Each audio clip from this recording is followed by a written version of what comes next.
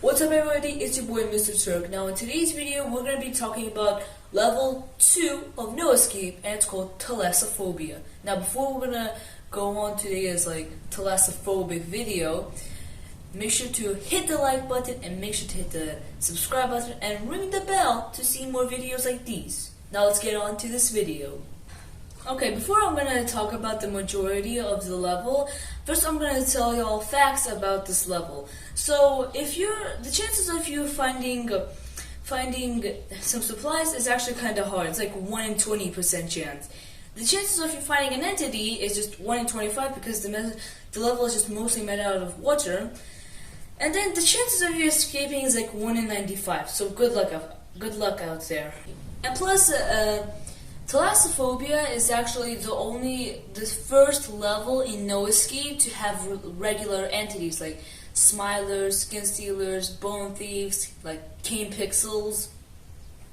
And if you guys are worrying about drowning in this level, well, don't worry about drowning in this level, because in this level, water is kind of made out of oxygen. It's like 10% made out of oxygen, so you could actually just breathe underwater, but it's best not to breathe in there, because if your air goes in there, water also goes in there, so it'll clog up your lungs, so you'll still drown even though there's oxygen inside the water.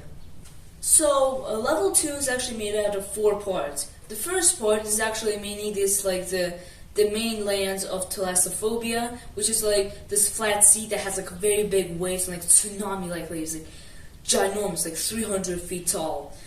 Anyways, so below the surface of the sea of the Thalassophobia thing, there's actually underwater monument stuff from Minecraft. You could also find Pyramid of Giza, Leaning Tower of Giza, or even the Eiffel Tower and stuff like that.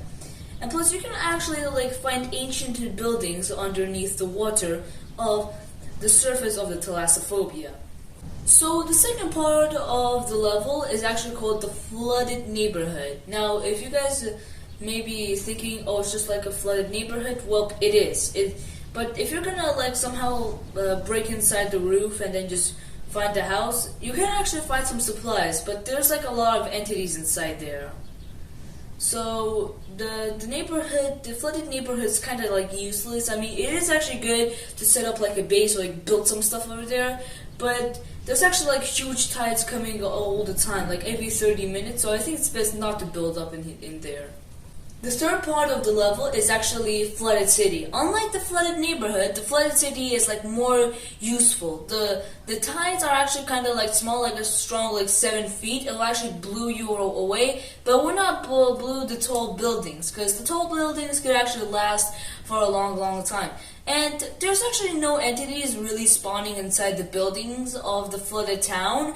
Although it's actually best to keep on going, because if you're gonna be living inside one of these buildings, there's a special gas coming out of there that will actually make you hallucinate, and it will literally make you go lose your own mind.